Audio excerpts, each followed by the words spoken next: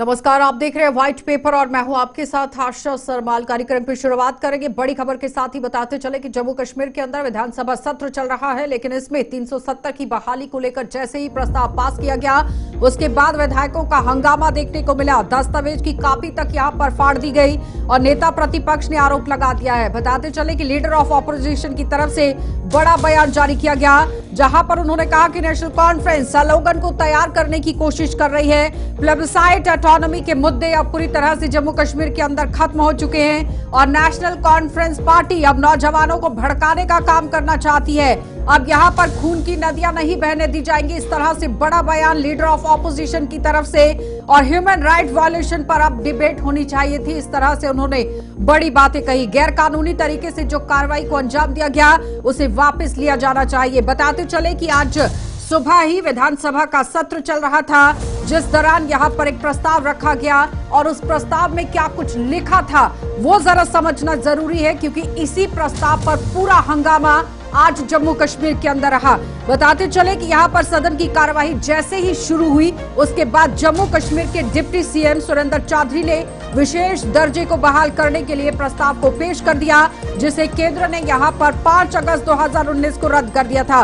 और इसमें यह कहा गया कि राज्य का स्पेशल स्टेटस संवैधानिक गारंटियां महत्वपूर्ण है। ये जम्मू कश्मीर की पहचान, कल्चर और लोगों के अधिकारों को सुरक्षा करता है, यानी कि पूरी तरह से लोगों के अधिकारों की ये सुरक्षा उन्हें देता है, प्रदान करता है। तो विधानसभा इसे एक तरफ हटाने पर चिंता यहाँ पर व्यक्त करती है। फिलहाल भारत सरकार राज्य के स्पेशल स्टेटस को लेकर यहाँ के प्रतिनिधियों से बात करे और इसकी संवैधानिक बहाली पर काम किया जाए। तो विधानसभा इस बात पर जोर देती है कि ये बहाली नेशनल यूनिटी और जम्मू कश्मीर के लोगों की इच्छाओं दोनों को ध्यान में रखकर की जाए। निर्दलीय जो विधायक हैं शेख खुर्शीद, शब्बीर कुले और यहां तक कि पीपल कॉन्फ्रेंस के प्रमुख सज्जाद लोन और पीडीपी के विधायकों ने भी इसका समर्थन कर दिया। लेकिन इस बीच में लगातार उमर अब्दुल्ला के खिलाफ और सुरेंद्र चौधरी के खिलाफ धरना प्रदर्शन भारतीय जनता पार्टी की तरफ से किया गया, जिसमें लीडर और ऑपोजिशन जो कि सुनील शर्मा है, उन्होंने साफ तौर पर कह दिया कि इस तरह से जो कार्रवाई को अंजाम दिया गया है वो बिल्कुल भी सही नहीं है, उसे वापस लिया जाना चाहिए, क्योंकि नेशनल कॉन्फ्रेंस एक बार फिर से मुद्दा क्रिएट करने की कोशिश कर रही है, नौजवानों को भड़काने का काम कर रही है। प्लेबिसाइट ऑटोनॉमी जैसे मुद्दे जम्मू कश्मीर के अंदर खत्म हो गए हैं, एक बार फिर से खून की नदियां यहां पर नहीं बहाने दी जाएंगी। तो चलिए इसी पर चर्चा कर लेते हैं। इस वक्त हमारे साथ डॉक्टर अभिजीत सिंह जसरोटिया हैं, प्रवक्ता हैं बीजेपी से। बहुत बहुत स्वागत जुड़ने के लिए। आबिद वानी है, प्रवक्ता है नेशनल कॉन्फ्रेंस से, आपका भी स्वागत। और उनके साथ ही अहमद अयाज हमारे साथ हैं, राजनीतिक विश्लेषक हैं, आपका भी बहुत बहुत स्वागत जुड़ने के लिए। अहमद अयाज जी, सबसे पहले तो मैं आप ही के पास आऊंगी। जिस तरह से आज ये प्रस्ताव पास किया गया, किस तरह से इसे देख रहे हैं, क्योंकि स्पेशल स्टेटस को लेकर बात हो रही थी, लगातार हंगामा हुआ है।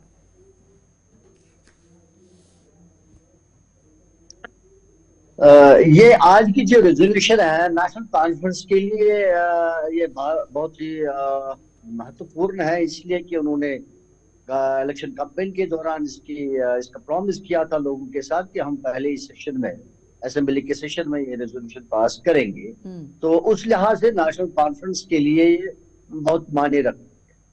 तो जहां तक इस रेजोल्यूशन के इम्पैक्ट का ताल्लुक है, नहीं लग रहा है कि क्योंकि इसका कोई लीगल फोर्स नहीं है, लीगल सैंटिटी नहीं है, ना इसका कोई फोर्स है, इसलिए नहीं लग रहा है कि इसमें कोई इम्पैक्ट रहेगा।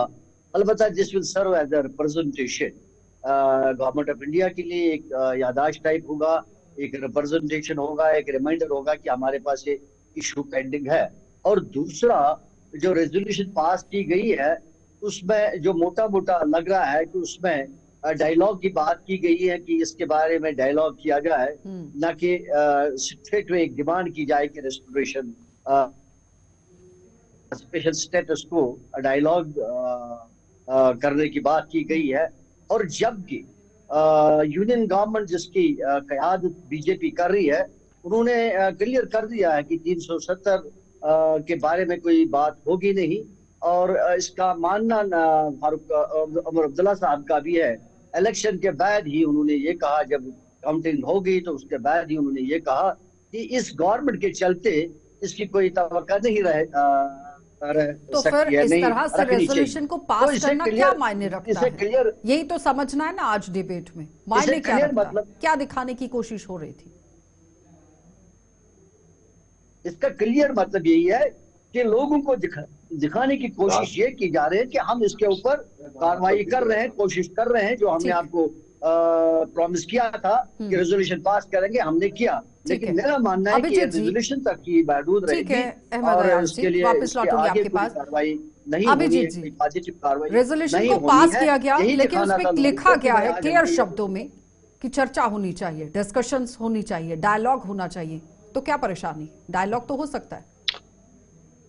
देखिए, सबसे बड़ी बात यह आती है कि देश एक संविधान से चलता है और संविधान के बाद अगर देखा जाए तो उच्चतम न्यायालय सबसे ऊपर है।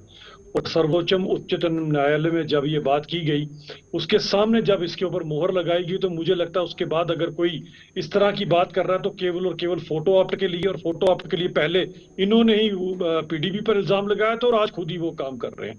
क्योंकि जहां तक रही बात इन सब चीजों की, मुझे लगता है कि इनको भी भली भांति पता है कि चाहे ये कुछ भी कर लें, चाहे और इनके कितने भी नुमाइंदे आज और कितनी पीढ़ियां और आ जाएं, चाहे जो कोई भी इस पे कोशिश कर ले और 100-200 साल, और जब तक सूरज चांद है तब तक ये आर्टिकल कभी वापस नहीं आ सकता। इनको अच्छी तरह से पता भी है। लेकिन उमर अब्दुल्ला तो कह रहे हैं कि विधानसभा ने अपना काम कर लिया। देखें, इनको अगर लगता है कि इनकी जो यहाँ पर ये जो उनका किया गया, ये शायद देश के संसद से अगर ऊपर है, तो शायद ये किसी ओरी वहम के अंदर हैं ये सारे के सारे। इनको इन चीज का पता होना चाहिए कि ये जो देश है एक कानून से चलता है, एक संविधान से चलता है, और किसी के कहने से इसमें कुछ नहीं होगा। ये बात कर आज इन्होंने कहीं ना कहीं जो है लोगों का समय, सभा का समय, ये सब कुछ आज बर्बाद किया। और दिक्कत आप समझिए क्या है पॉलिटिकल भारतीय जनता पार्टी आरोप लगा रही है कि इतने सालों से ड्राफ्ट को तैयार किया गया और खुद ही उस पर कार्रवाई कर दी गई, और जब सुप्रीम कोर्ट के अंदर फैसला हुआ है तो असेंबली के अंदर उसे पास किस तरह से किया गया। सवाल ये रख रहे हैं कि क्या असेंबली को आप सुप्रीम कोर्ट से भी ऊपर मानते हैं? देखिए आशा जी, पहले मैं इस डिबेट के अनम्यूट कर लीजिए आप इनिशिएशन पे ये बोलना चाहूंगा कि बोलिए। Hello, am I audible? जी देखिए आशा जी, पहले तो मैं मुबारकबाद देना चाहता हूँ जम्मू कश्मीर पहले शायद कर लिया था, अब आपको हमें म्यूट आपने कर बहुमत लिया। देकर। जी हेलो, पर मैं नहीं सुन पा रही हूँ आबिद जी आपको। M I Audible Asha ji? मेरे तक आवाज नहीं पहुंच पा रही है मुझे। नहीं। अहमद अयाज जी, जिस तरह से भारतीय जनता पार्टी ने स्पीकर पर ही आरोप लगा दिया, उन्होंने कहा कि आपने खुद ही ड्राफ्ट बनाया हुआ था और खुद ही पेश कर लिया, कल एक बैठक की और उसके बाद इतनी बड़ी कार्रवाई को यहां पर अंजाम दे दिया, और स्पीकर कह रहे हैं कि मैंने तो नंबर्स पर पूरा खेल किया। नहीं, अगर ऐसा भी हो कि नेशनल कॉन्फ्रेंस का स्पीकर तो नेशनल कॉन्फ्रेंस का है और उनका एक अहम मेंबर है, बड़ा सीनियर मेंबर है और काफी जानकारी है उसको इन सारे मामलों पर। मान लीजिए अगर उन्होंने इसके स्पीकर से बाहर, क्योंकि उसकी सिर्फ स्पीकर की ही जिम्मेदारी तो उसकी सिर्फ असेंबली के अंदर बनती है, बाहर तो वो नेशनल कॉन्फ्रेंस का मेंबर है, एक बड़ा अहम मेंबर है और भी कुछ अहमियत है। मान लीजिए अगर ऐसा भी हो कि उन्होंने मशवरा दे दिया हो, ये भी दैट्स आल्सो पॉसिबल, कहा जा सकता है। लेकिन मुझे नहीं लगता कि बीजेपी के लिए वो कोई इशू होना चाहिए, ना उनको उसके लिए कोई फिक्र करने की जरूरत है, ना बात को उछालने की जरूरत है। स्पीकर अगर असेंबली में कोई पक्षपात करता है तो उस पर सवाल उठ सकते हैं, उस पर जरूरी उठना भी चाहिए सवाल। अगर बाई चांस कर भी लेता है तो उस पर सवाल उठ सकता है, लेकिन यहाँ ये पक्षपात की बात नहीं कही जा सकती है, क्योंकि घर में उसने क्या कहा, दफ्तर में क्या किया होगा, इससे बाहर असेंबली से बाहर, वो उसकी अपनी मामलात है, जिंदगी, जाती जिंदगी है या उसकी पार्टी के मामलात है। तो अगर उसका इम्पैक्ट अंदर असेंबली के अंदर पड़ जाता है तो वेल एक सवाल बनता है। लेकिन मुझे नहीं लगता कि अगर उसने किया भी होगा तो बीजेपी के लिए कोई इशू है, ना उठाने की जरूरत है। अलबत्ता ये स्पीकर पर जिस तरह से सवाल उठाया गया, उन्होंने कहा कि मैं तो अपना काम कर रहा था, मैंने नंबर्स पर पूरा खेल किया है, एक तरफ 28 थी और बाकी सब एक साथ थे। देखिए, अगर इनको यही लगता है और अगर स्पीकर सही साहब को भी बात है लगता है कि उच्चतम न्यायालय से ऊपर है, तो मुझे लगता है किसी मुगालते में है।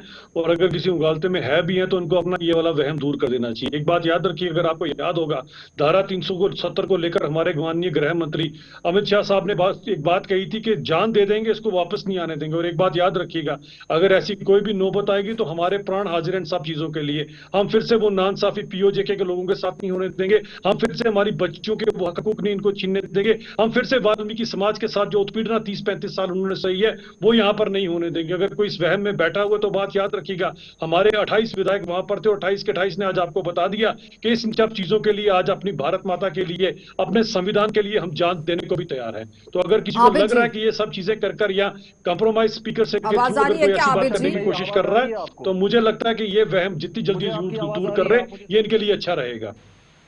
आबिद जी, पर मैं आपको नहीं सुन पा रही हूँ। आबिद जी, आप मुझे सुन रहे हैं? मैं बिल्कुल एक बार सुन पा प्लीज रहा हूं आबिद जी की आवाज को देखिए, क्यों आवाज नहीं पहुंच पा रही है? क्योंकि नेशनल कॉन्फ्रेंस पार्टी का भी पक्ष जानना जरूरी है, क्योंकि आज जिस तरह से काम हुआ है उसमें चर्चा तो चल रही है, लेकिन नेशनल कॉन्फ्रेंस पार्टी का पक्ष नहीं आ रहा है। अहमद एजाज जी, जिस तरह से प्लेबिसाइट ऑटोनॉमी का मुद्दा सुनील शर्मा ने गिनवाया, उन्होंने कहा कि अब एक स्लोगन तैयार करने की कोशिश कर रही है नेशनल कॉन्फ्रेंस, जो कि भाजपा नहीं करने देगी। और अभिजीत को भी आपने सुना, वो कह रहे हैं कि हम इसकी वापसी नहीं करने देंगे, चाहे कुछ भी हो जाए।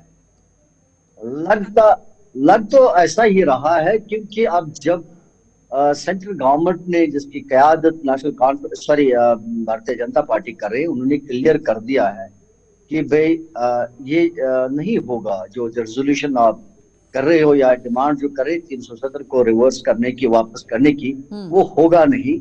और जिसका उमर अब्दुल्ला साहब जो चीफ मिनिस्टर है, उन्होंने खुद भी ये मान लिया है कि नहीं होगा इसके चलते। तो हमको मानना पड़ेगा कि पार्लियामेंट्री प्रोसेस के थ्रू ये नहीं होगा, जहां तक अभी की गवर्नमेंट का ताल्लुक है सेंट्रल गवर्नमेंट में। और आगे भी मेरा मानना है कि नामुमकिन सा ही है।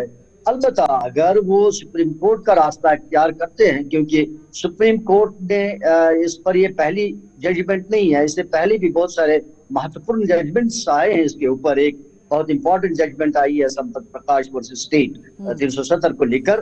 हाँ, सुप्रीम कोर्ट इख्तियार रखता है कि वो कभी भी इसको रिव्यू कर सकता है, लेकिन डिपेंड करता है क्या नेशनल कॉन्फ्रेंस उतना सीरियसली इसको परस्यू करेगा। तो जो मुझे लगता है शायद ही नामुमकिन हो। हालांकि इनके पास अभी रेजोल्यूशन भी है असेंबली की, ये रेजोल्यूशन लेकर, एक रिप्रेजेंटेटिव बॉडी के रेजोल्यूशन लेकर ये कुछ इसके ऊपर काम कर सकते हैं सुप्रीम कोर्ट में। लेकिन मुझे नहीं लगता है कि वो इस पोजीशन में है कि वो बीजेपी के साथ कन्फ्रंटेशन लेकर नहीं, मेरे तक आवाज नहीं आ रही है आगे चलेंगे, क्योंकि ये सिर्फ रेस्टोरेशन ऑफ 370 का मामला ही नहीं है।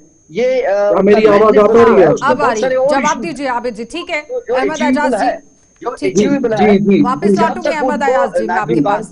मुझे आप बोलने का मौका दीजिए, क्योंकि due to technical issue from your side मैं बोल नहीं पाया। पहली बात तो मैं ये वाज़ह करूं यहाँ पे कि मैं मुबारकबाद देना चाहता हूं जम्मू कश्मीर की आवाम को, जिन्होंने नेशनल कॉन्फ्रेंस को वो बहुमत दिया कि हम उनके बिल, जो इंपरेटिव बिल थी, जो मिसिंग थी आर्टिकल 370 की जजमेंट में, उसको आज हम फ्लोर ऑफ द असेंबली पे उसको प्रूव किया, को एक इमेज दी, उसको एक भरोसा दिया कि वाकई में हम 370 और 35A या यहाँ के स्पेशल स्टेटस जो हमसे छीना गया 5 अगस्त 2019 या उससे पहले भी जितना भी इरोजन हुआ है, उसकी एडवोकेसी में खड़े हैं। और ये एक रेफरेंस पॉइंट है हिस्ट्री में, जिस तरह 2099 से 2000 तक का ऑटोनॉमी रेजोल्यूशन था। तो मैं ये कहना चाहूंगा, जैसे कि अभी अभिजीत साहब बोल रहे थे कि हम शायद उच्च न्यायालय के खिलाफ जा रहे हैं, उसके फैसले की इंसल्ट कर रहे हैं। ऐसा कुछ नहीं है। किसी भी जगह हिंदुस्तान के आईन में या उसके कानून में ये नहीं लिखा है कि हम आगे अपील नहीं कर सकते। हम ये इसी दिन का इंतजार कर रहे थे कि कब हमें मौका मिले उस विल को रिफ्लेक्ट करने का, जो लोगों से नहीं पूछी गई थी, जब 5 अगस्त 2019 को एक यूनिलैटरल फैसले के तहत हमसे हमारी इज्जत, हमारा कल्चर, हमारी लिंग्विस्टिक प्रॉपर्टीज, हमारी जो भी आज तक एसेट्स थे, कल्चरल एसेट्स थे, वो छीने गए। और आज हमने वो अपनी असेंबली में अपने बहुमत से प्रूव करके दिखाया है कि हम उस पे पूरे खरे उतरे उस विल पे और लोगों के एस्पिरेशंस को एक आवाज दे। अभिजीत जी, जवाब दीजिए। देखिए, सबसे पहली बात तो ये आती है, अगर आप पब्लिक एस्पिरेशंस की बात करें तो इन्हें पता होना चाहिए कि सबसे बड़ी पॉलिटिकल पार्टी जो इसको सबसे ज्यादा लोगों का समर्थन मिला है, जिसने जम्मू कश्मीर में सबसे ज्यादा वोट लिए, वो भारतीय जनता पार्टी, जिसने नेशनल कॉन्फ्रेंस से 1.5 लाख ज्यादा वोट लिए हैं। दूसरी बात, अगर इनको ये लगता है कि ये लोगों की एस्पिरेशन से यहाँ पर 370 लगाया गया था, तो शायद इनको हिस्ट्री में जाने की जरूरत है, जानकारी लेने की जरूरत है कि कभी भी इसको जम्मू कश्मीर के लोगों ने कहीं नहीं कहा था कि हमें 370 चाहिए, और किसी भी लोअर हाउस या अपर हाउस में डिस्कस नहीं हुआ था। एक प्रेसिडेंशियल ऑर्डर से शेख साहब के अकेले कहने पर नेहरू जी ने हमारे सिर पर लाकर इसको लादकर थोप दिया था, और ये ड्रैकोनियन लॉ हमारे सिर पर लाद दिया था। अब जैसे आपको इससे निजात मिली है, उससे बड़ा संवैधानिक काम कोई नहीं हो सकता कि लोअर हाउस अपर हाउस में प्रेसिडेंशियल ऑर्डर के बाद इससे हमारे को निजात मिली है, जिसमें 148 करोड़ हिंदुस्तानियों ने इस पर हस्ताक्षर किए हैं। आपके चाहने से जनाब क्या होगा, ये बात आप याद रखिए। कम से कम इतना तो याद कीजिए कि इस आर्टिकल से हम लोगों को मिला क्या है। वो 1.5 लाख कब्रें हमारे को मिली हैं, वो लूट खसूट का दौर मिला है हमारे को यहाँ पर, वो हमारी बच्चियों को यहाँ पर अगर यहाँ से बाहर शादी करती थी तो उनके हक हकूक छीन लिया करते थे, और पाकिस्तान से आई हुई उसको यहाँ की नागरिकता दे दिया करते थे। ऐसा कभी भी नहीं होगा, ये बात आप याद रखिएगा। हाँ, अगर आप खुद को बहलाने के लिए या किसी चंद लोगों को बताने के लिए करना है तो आप भी भली भांति जानते हैं ये वो गड़ा हुआ मुद्दा है जो दफन हो चुका है, इसमें कभी भी जान वापस नहीं फूकी जा सकती। देखिए आशा जी मैं आपसे रिक्वेस्ट करूंगा कि क्योंकि टेक्निकल एरर हुआ था, थोड़ा मुझे ज्यादा टाइम दे दे। ये हिस्ट्री का जो दर्ज देते हैं, ये व्हाट्सएप यूनिवर्सिटी से शायद इन्होंने हिस्ट्री अपनी पढ़ी है, जो बीजेपी की आदत है।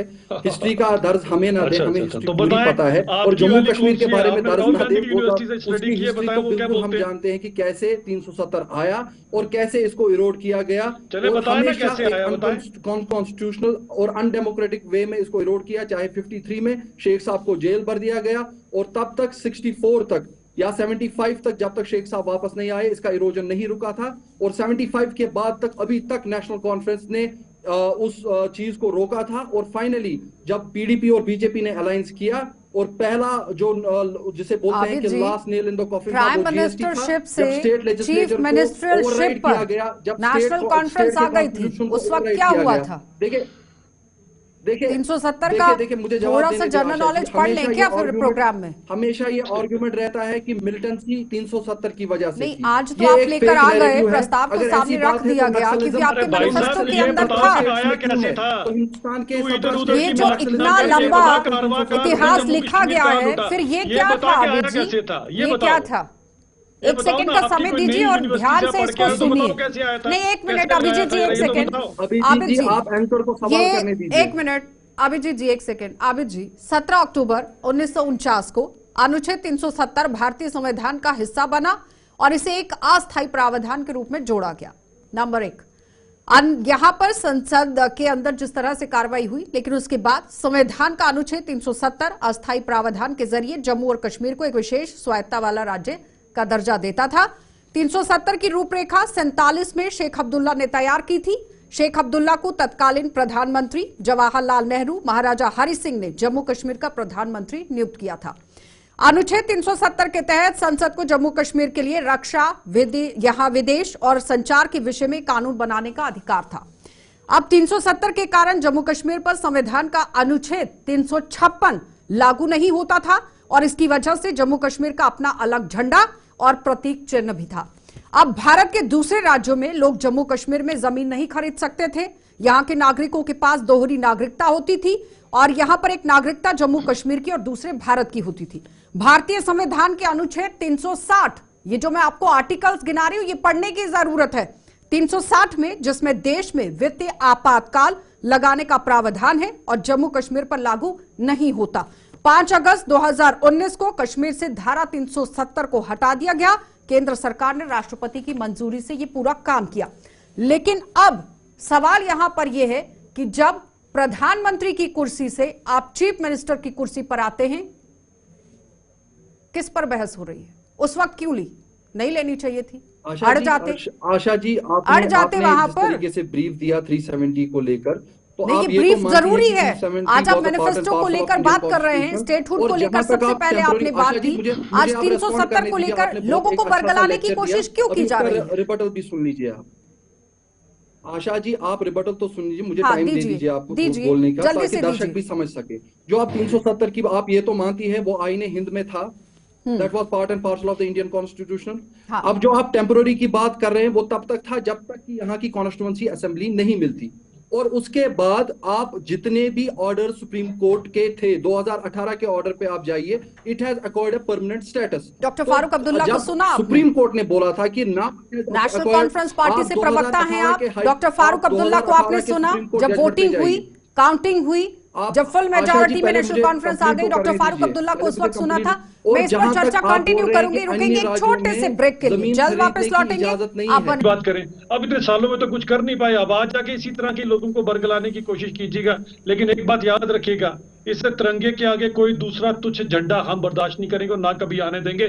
प्राण दे देंगे, सिर कटा देंगे इसके लिए। और मेरे देश के संविधान के आगे कोई दूसरा संविधान आएगा तो जरा मेरी हिस्ट्री उठा के देख लीजिएगा। वो पुराना संविधान भी मैंने ही जलाया अपने हाथों से, और पुराना झंडा भी अपने इन्हीं हाथों से जलाइएगा। जरा गूगल करके मेरी हिस्ट्री देख लीजिएगा, आपको पता चल जाएगा। और जो चीजें जल जाती है, खत्म हो जाती है, इस मुगालते में मत रहिएगा। बीजेपी के प्रवक्ता जो हैं, इनको हाइपर नेशनलिज्म, इन पर हाइपर नेशनलिज्म का भूत सवार है। भाई साहब, नेशनलिज्म होता है, नेशनलिज्म हाइपर हाइपो नहीं होता। देशभक्ति देशभक्ति होती है, कमियां ज्यादा नहीं होती, कमियां ज्यादा नहीं होती है, कमियां ज्यादा गद्दारी होती है। सर्वोपरि देशभक्ति हमेशा देशभक्ति होती अहमद अयाज है, हाइपर हाइपो नापा जाता है। हमारे लिए हमारा क्या लगता है कि जम्मू कश्मीर को राज्य का दर्जा मिलना कितना मुश्किल है, और उमर अब्दुल्ला के पास कौन सा वाला ऐसा रास्ता है? जल्दी से, क्योंकि सारी जद्दोजहद तो राज्य के दर्जे की रास्ता है। इसके बावजूद कि इसकी कमिटमेंट है गवर्नमेंट ऑफ इंडिया की, बीजेपी की पार्लियामेंट में कि इसको रेस्टोर किया जाएगा, लेकिन फिर भी मामला इतना आसान नहीं है। एक ही रास्ता जो आप पूछ रहे हो, एक ही रास्ता है कि नेशनल कॉन्फ्रेंस के लिए कि अगर वो बीजेपी के साथ इस मामले पर कहीं कोई पैचअप कर सके और तभी कुछ न कुछ हो जाएगा। वो जिस तरह से आज हंगामा देखने को मिला है वो मुश्किल लग रहा है। बहुत बहुत धन्यवाद अहमद अयाज से जुड़ने के लिए। आबिद वानी जी आपका भी, और अभिजीत जी आपका भी। तो फिलहाल जिस तरह से आज विधानसभा का सत्र हंगामेदार रहा, लगातार 370 की बहाली को लेकर प्रस्ताव जो है वो पास किया गया, लेकिन भारतीय जनता पार्टी आज भी उसी बात पर अड़ी हुई है कि ये पिछले जमाने की बात हो गई है कि कभी वापस नहीं आ सकता। लेकिन नेशनल कॉन्फ्रेंस लगातार जद्दोजहद कर रही है। आप देखते रहिए कार्यक्रम।